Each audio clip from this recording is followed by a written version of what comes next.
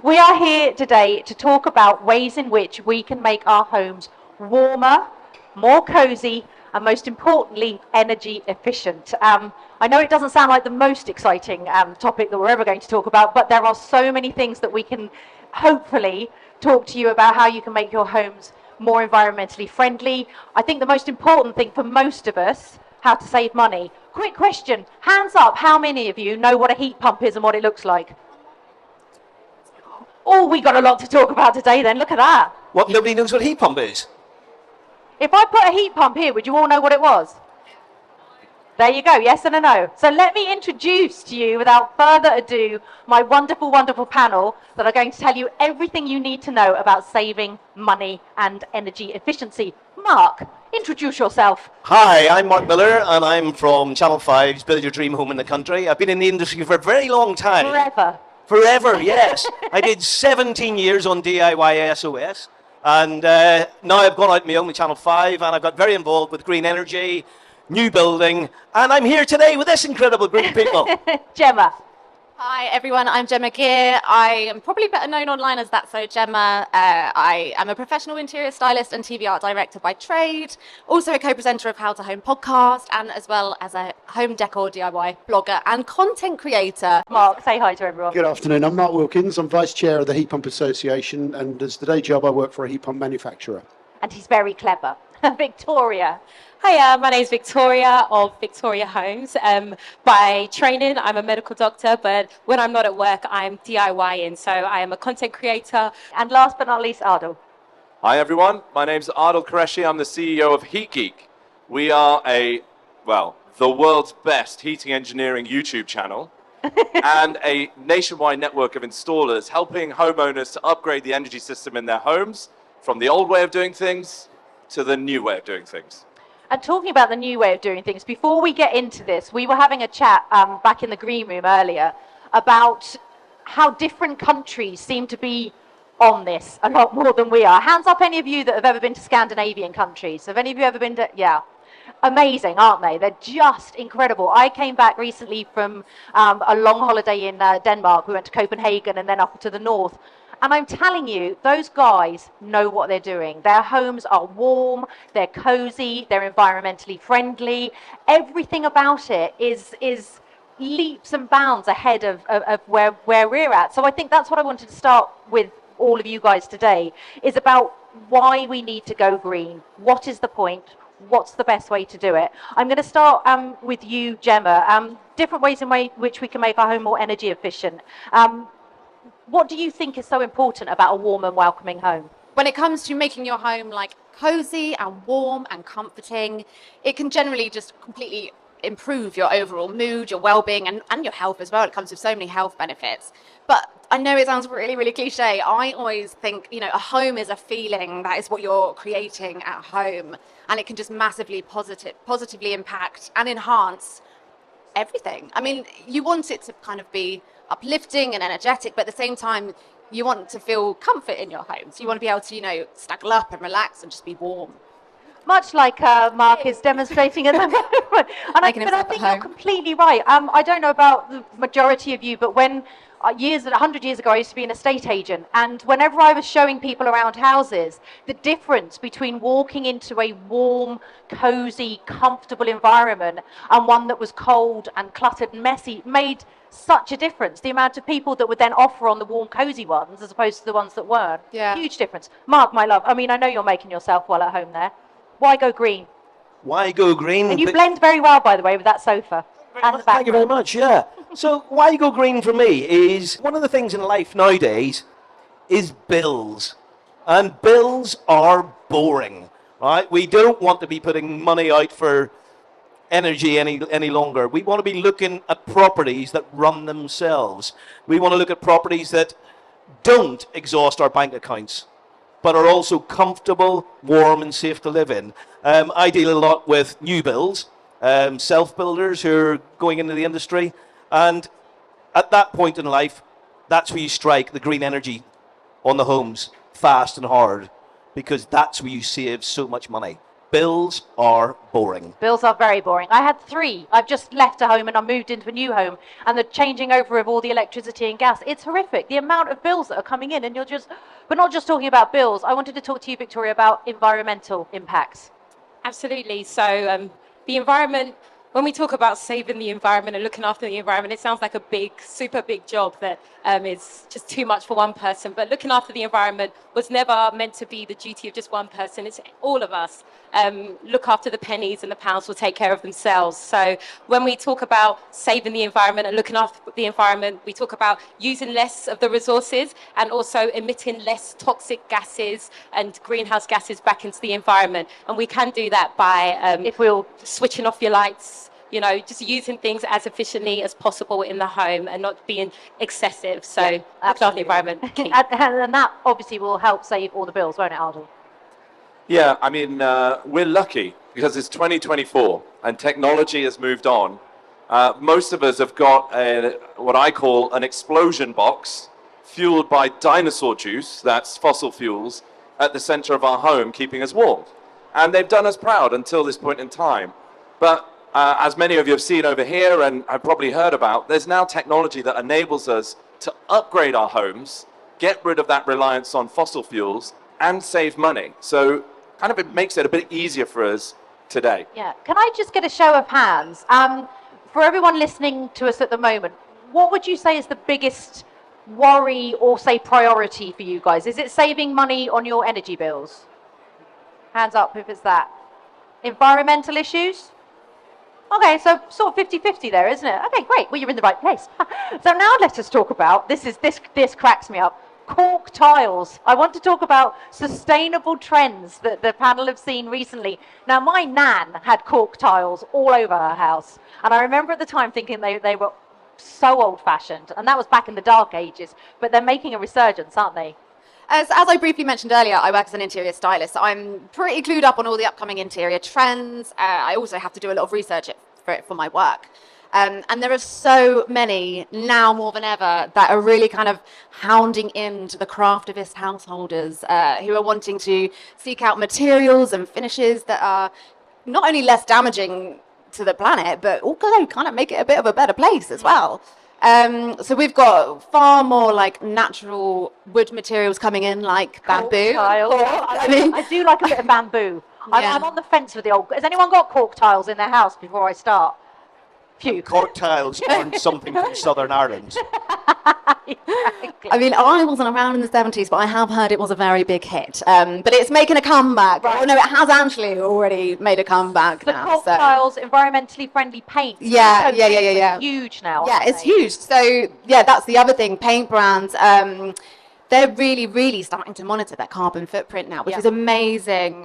So they're doing eco-friendly paints that have like low VOC, and VOC stands for volatile organic compounds. So when you think, oh, I love that smell of that fresh paint, I mean, it's actually quite toxic. It's not very good for I mean, you, it is a is it? lovely smell, but it kind of reduces those down. So. Victoria, I want to talk to you about, because I've been given lots of notes here that I need to sort of refer to. And when I saw this, I was like, I have no clue what this is. And I've been in the property industry for 164 years. How do you even say it? Biophilic. I thought it said something else. So yeah, it's biophilic, not what I thought it was. What is it exactly? So the principle of biophilic design is just bringing the outside environment inside. So your trees, your plants, your fruits, just bringing them into your home. Living in the UK, we don't have the luxury of being outside all the time, weather permitting. So either it's too cold, it's too wet, it's too snowy, but biophilic design gives you the opportunity to have outside, inside, all year round.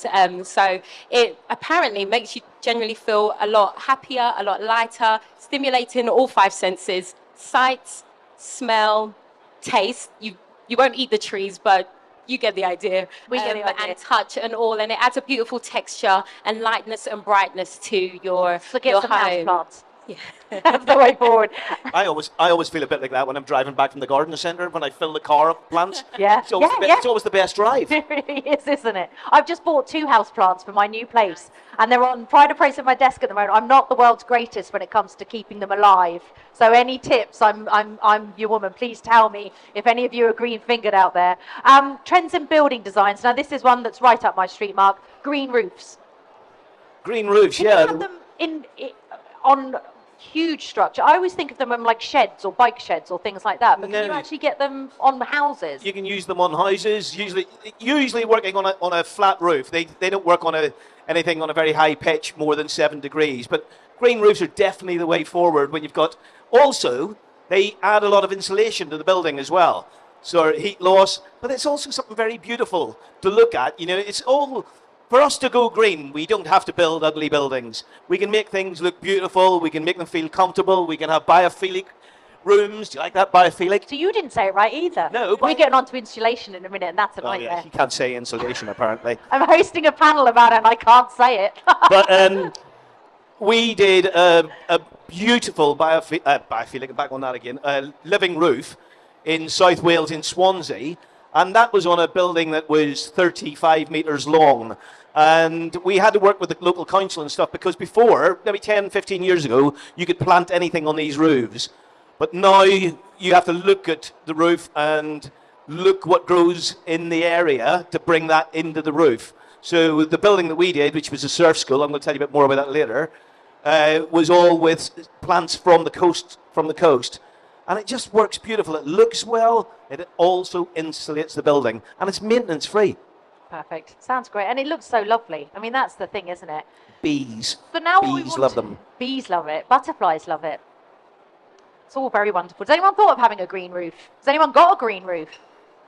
Oh, see? Yeah, we're in the market here then. Right, now we want to talk about first steps. So for all of us that are sitting here today that are thinking, right, this is all well and good talking about this, but how do you go about doing it? What's the best thing to do? What's the best way to start? We, again, were talking about this in the green room, and we were talking about the 3/4 different ways in which you can make your home more energy efficient. There's an amazing website that I will give you as well at the end of this talk that you can go on and put your own home in, because I guess all of us have completely different homes. Some are in modern, some are building, some are in Victorian. So I will give you the website at the end of this. But what we're going to talk about now are the 3 different types of ways you can make your home more energy efficient. So we have loft insulation. Have I said that right? Man alive. Yeah, did I very do it good. right? Loft eye, cavity wall insulation, solar panels, and heat pumps. Now, I was talking to all of you backstage about this and saying, is there a first step? Now, naturally, I would think the first thing you need to do is get your loft insulated and the cavity walls done. That would, for me, be the first step. But you guys were sort of saying, well, not necessarily. Mark, I'm going to come to you first. Heat pumps. Talk to me about, and us, about heat pumps. Okay, well, judging by the show of hands at the start, heat pumps seem to be the best kept secret in Yes. the UK at the moment. At a very high level, most of us heat our homes today with a gas boiler, an oil boiler, or an LPG boiler. A heat pump is a modern, low-carbon way of heating your home. It is an alternative to a traditional boiler.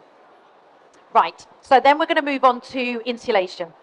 And Gemma, I'd like you to tell me about some of the things that you've done and seen in your line and how it's made a difference. Yeah, so the current house that we live in, it's a very, very old Victorian house. And it was also previously a student house. It was a HMO. So I was kind of hoping that even though it needed a lot of cosmetic work, that maybe, you know, it would have to have met some sort of guidelines and regulations in terms of energy efficiency, and we were sorely wrong. We found out 4 months after we moved in that we actually needed to have our roof replaced.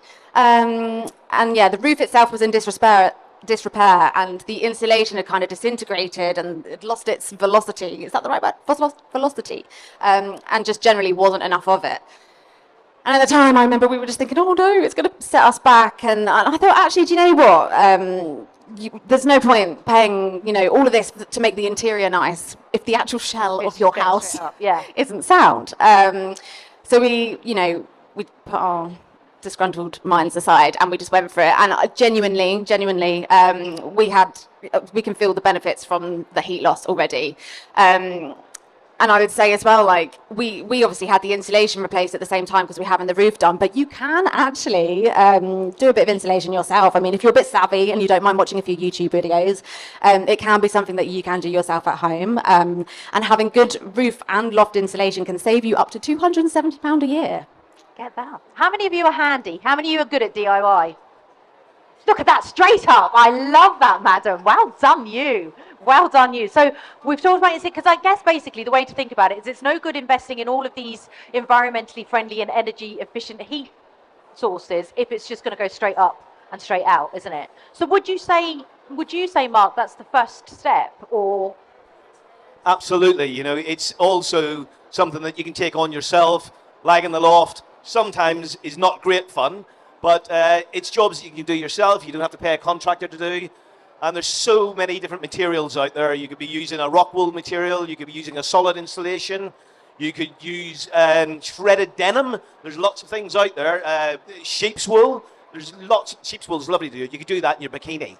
Not that I've ever actually done a loft in my bikini. We have photographic evidence. I haven't.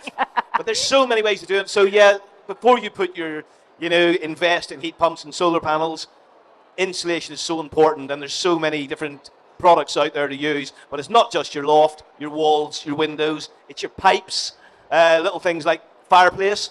You can think about using the fireplace by putting a balloon in the chimney to stop the cold air coming down through the chimneys and stuff. Simple things like that you can do yourself that doesn't cost a lot of money. Excellent, excellent. And in talking about saving money, as Gemma just said, cavity wall insulation, there's that word again, £300 a year, up to £300 a year. And with roof and loft insulation, you can also save up to around £270 a year. So over the course of, 10 years, it's a really considerable saving, isn't it? Now we're getting on to the big boys. So if insulation was kind of like Billie Eilish, curlers as I call her, I guess heat pumps and solar panels are the sort of Beyoncés of the energy world.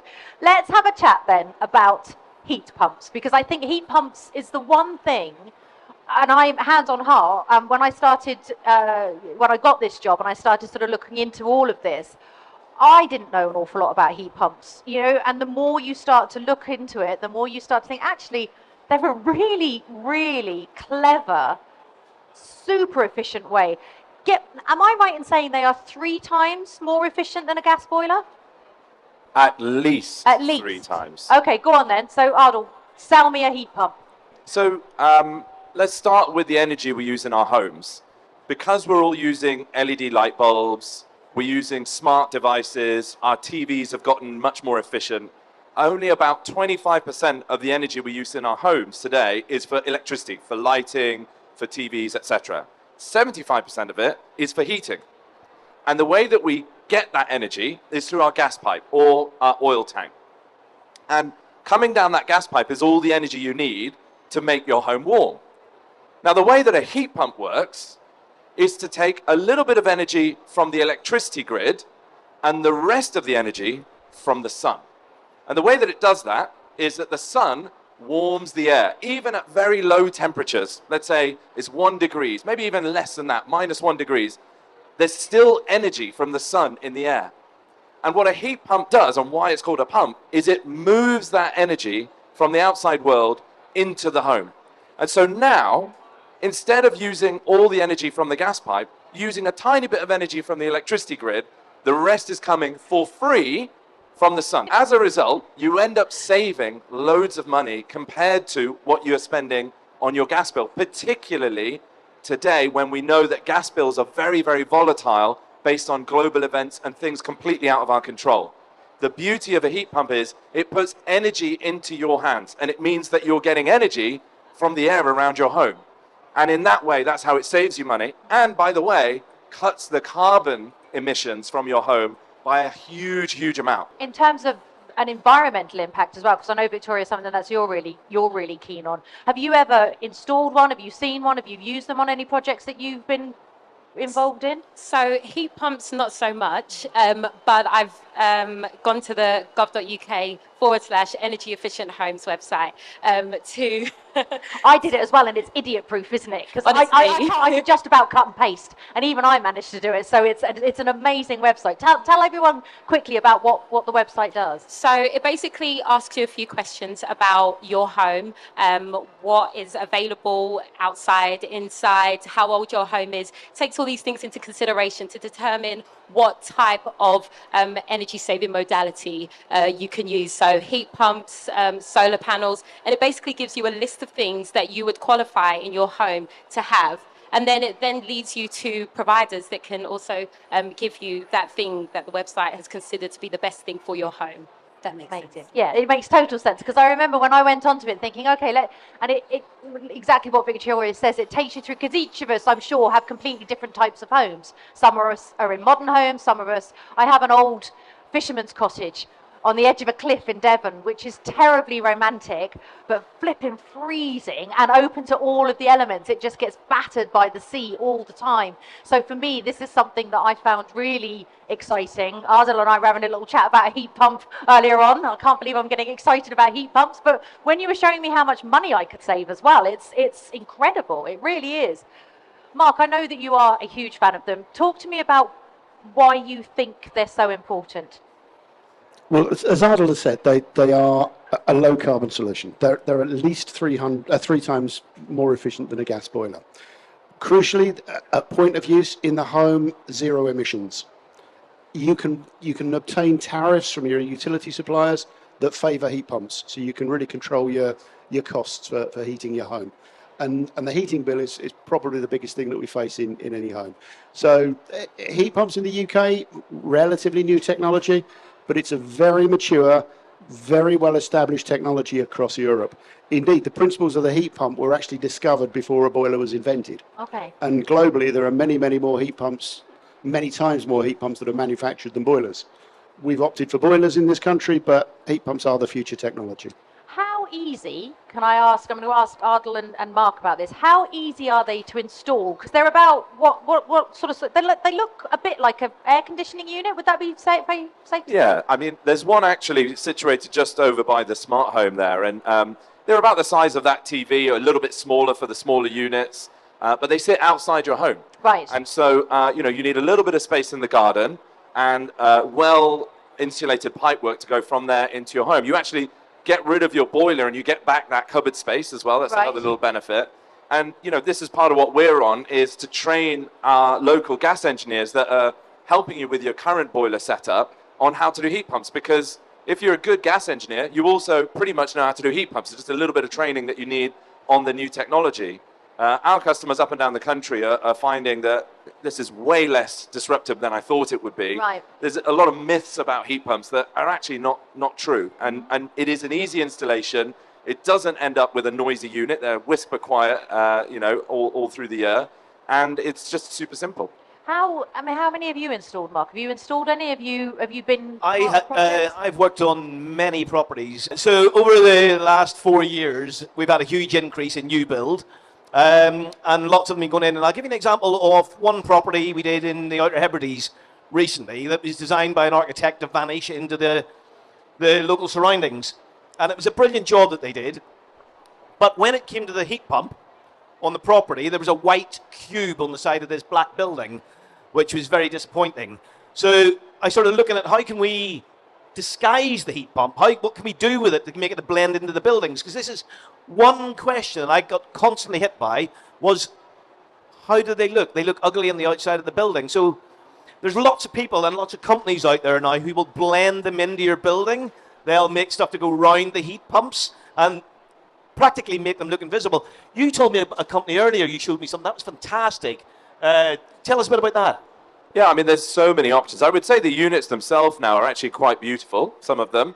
There's a lot of Nordic design coming into the industry. Ardal, does your house just have like pictures of heat pumps all over it? It's pretty much heat pumps. Have you got like a heat pump bed? Have you got a bed that kind of... Actually, I stayed at his house a couple of weeks ago, and I had to nip through his bedroom to use the bathroom, and there was a photo next to the bed of a heat pump.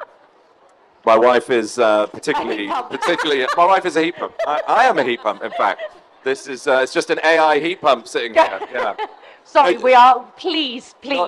Continue. They're like anything in our life, right? Yeah. Imagine the first windows that we installed, the double glazing. Electricity. Imagine the first radiators that we installed. All of these things. As the technology evolves, you get more and more people considering the design aspect. And I'd say the ones coming off the line now, the newest devices manufactured by folks in this country and elsewhere, they're actually really beautiful. And I'm like a design guy. I know I don't look it, but I'm a kind of a design head as well. But as you mentioned, Mark, like if you don't like the look of it, there's some fantastic examples of vinyl wrapping, like you wrap a Lamborghini, perhaps, Amanda, in your case. Well, yes, yes. You can get it to match the brickwork. If you're a matte black kind of person, you can wrap it in that. And then also there's covers that you can put around the devices to match the style of the garden or the property itself. So huge ranges of options are available now. Again, it's 2024. You know, if we were having this conversation a few years ago, it would maybe be a bit different. And I was going to say, I would reckon 80% of the new builds that I've been working on are all going down the heat pump. Every single one of them. And the houses that I finished in the last few years, I've kept in touch with the people who are living in them, and they just have photos next to their bed of heat pumps now. They love it. You know? But it really does save so much money. Because you talk about the new builds, which is great, and I think you're right. I think at some point they're all going to have heat pumps. But for the vast majority of us, we don't have new builds, or lots of us are in sort of 70s semis or Victorian cottages or anything in between. Mark, I wanted to ask you about, I wanted you to talk to me about the grants that are available and also the boiler upgrade schemes, because for those of you that are thinking of installing it, it's like anything, you're going to have to put some money in to start with, but there are lots and lots of ways that the government are trying to encourage us to do this, isn't there? So boiler upgrade schemes. Right, the boiler upgrade scheme is effectively free government money, £7,500 towards the cost of installing a heat pump. There are some caveats. It has to be a microgeneration certification scheme accredited heat pump. Right. An installer has to be registered by the MCS scheme as well. But £7,500 towards your heat pump installed cost. And there are ways in which, again, you can find that out by going onto the website, Yeah, on the website, there's the details. And the other thing to remember as well is that there's zero VAT at a point of we like purchase. that. I've just had my VAT bill yesterday. It wasn't very pleasant. I don't like VAT. Is that zero VAT bill ongoing, or is there a finished date on that? I have to be honest, I've taken it as ongoing for the time being, bearing in mind that we may have a different government in the not too distant future. But yeah, it's definitely there now. Right. £7.5 grand, I no know, VAT. Why that's wouldn't not you bad. have one? Why wouldn't you have one? Sell Absolutely. your Lamborghini and get one. Solar panels. Now, if I say solar panels to all of you, what do you think of? What's that big? Has any of you got solar panels to start with? Do any of you listening have a solar panel? No. Right. So, if I say solar panels to you, what are the first few words that you think of when you think of solar panels? Do you want to? Shall I go first? Big and ugly, off-putting, because they're always right. This is what I mean. I go back to the times when they were very first introduced, and you'd go along a lovely row of Victorian houses, and then there'd be one that would have those enormous panels all over it, and you'd think, well, it's great for the environment, but aesthetically, not. Now, I'm thinking of getting them put in Devon, because, like I say, mine is literally the edge of the cliff is where the smart home is, and we do get quite a lot of sun down there. It's the perfect position, but I am apprehensive. Sell me solar panels. Who wants to do that? Let me start. Here he goes. Look, he's taken as a everyone has said, step back. it's 2024. Technology has moved on. Our solar panels are much nicer to look at. They blend into the roof. We can have them in solar tiles, solar panels. There's different ways of using them. Obviously, the most efficient way of using them is on a south-facing elevation. Now, to give you an example of cost, you would look at a house of 10 solar panels with a battery backup system. Okay. Okay, and that's the way to go, because there's no feedback to the So a grid any battery backup system will do what? So you've got your solar panels on. The solar panels are on. They're taking the energy from the sun, as you said. The price of sun won't go up, so that's never going to fluctuate. The energy comes into the solar panel. The solar panel goes down into the batteries. You can then use the energy that's stored in the batteries later on in the day. Right. Now, for an example, if you used 10 solar panels on a property and you fed it back to a battery wall of 5.8 kilowatts, which is the smallest battery wall you would really go for, that would cost you about £10,000 nowadays. But the feedback is fantastic because you're using the battery wall. On a 5.8 kilowatt battery system, you're talking about a very minimal amount of use. You're talking about you maybe using your lights, the television, the fridge constantly running, and charging the phones in the house. But you can always upgrade the battery wall and make it bigger, because a lot of the electric companies now are using tariffs that you will automatically switch to. For example, if you were charging an electric vehicle, that's going to suck up probably 70 kilowatts to charge a Tesla from start to finish. that won't be produced by a battery wall, but it will switch over with an energy company to a nighttime tariff, which will give you much lower energy costs. Honestly, it's the way forward. Connected with heat pumps, it's a no-brainer. We talked about connecting with heat pumps, because one of the things that I've got on my notes here, that if you install solar panels on your roof, you could save around about £600 a year in energy bills, which is huge. It is huge. It's about £580, £600 a year on a standard fit.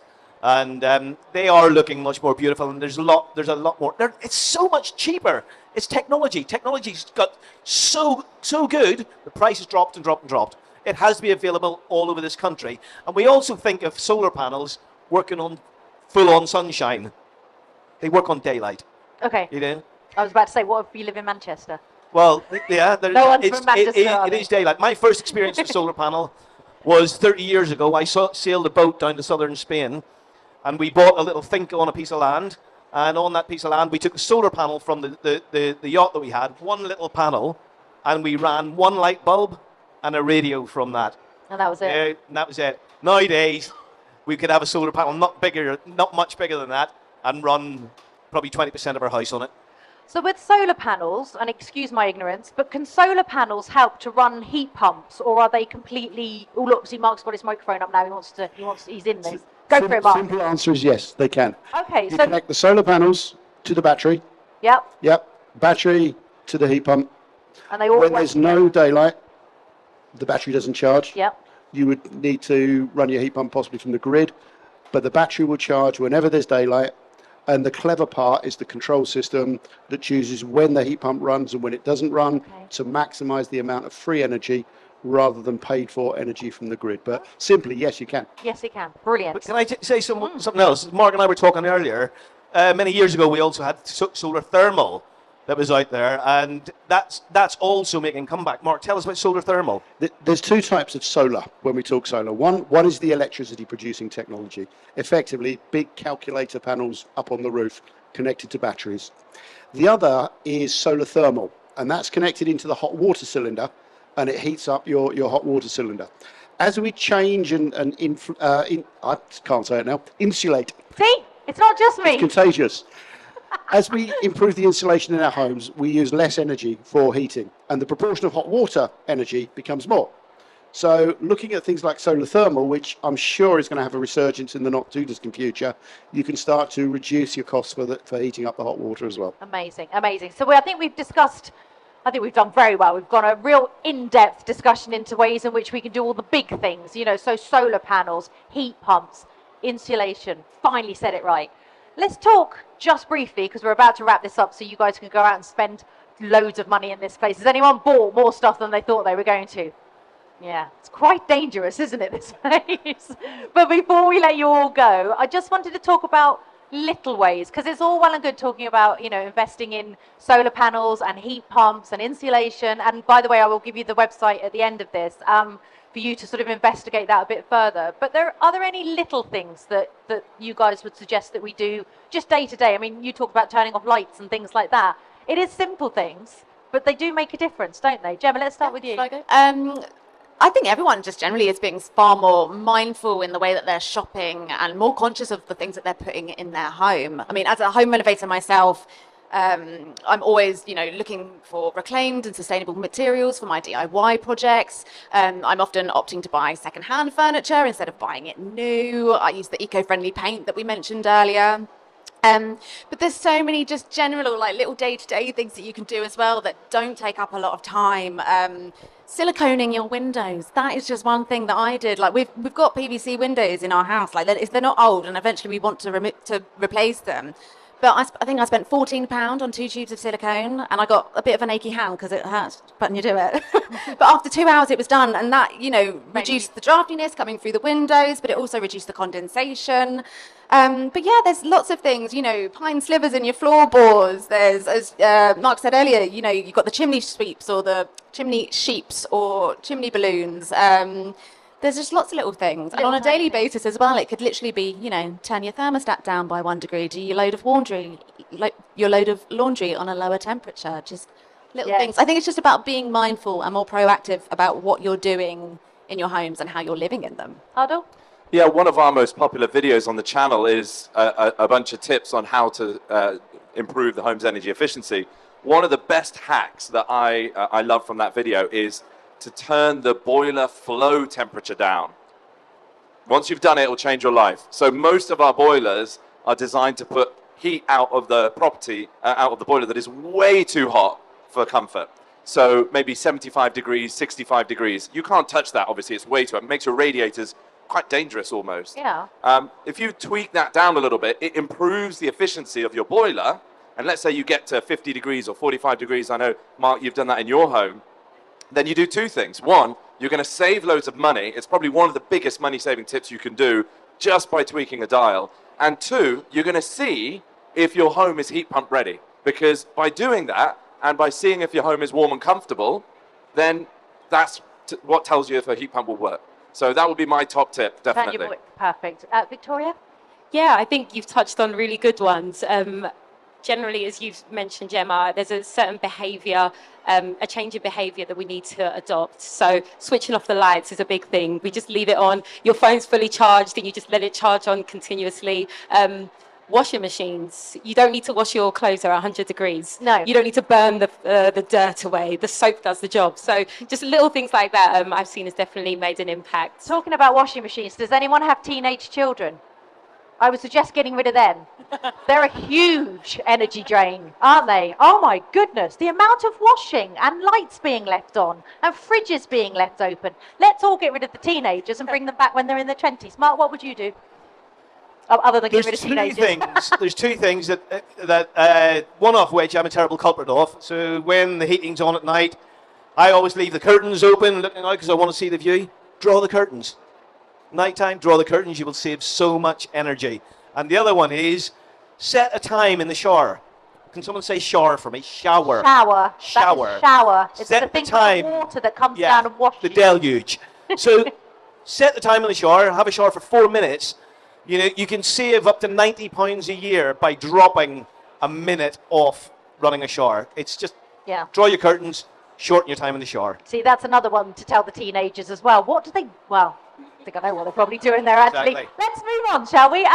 Mark, last but not least, any tips from you? Well, I think the two big ones from my world have been covered. The one side is the boiler flow temperature. The other is the room thermostat. But just let me throw this one in. My old granny was a real eco warrior. Of a winter's evening, what was she called? What was your granny called? Margaret. Margaret, go on. But she was a real eco warrior. Of a winter's evening, she used to knit sausage dogs to the width of the door. Yeah. And we used to have those as draft excluders all around the house. So opting back for some of the old techniques, the old sausage dogs, but draft proofing, draft strips in the house, it saves a massive amount of money. And it also changes the way you live, because the draft is the bit that makes you uncomfortable. It's not the temperature. So you turn the heat up to get rid of the draft. Yeah, exactly. You turn the heat up to overcome the draft.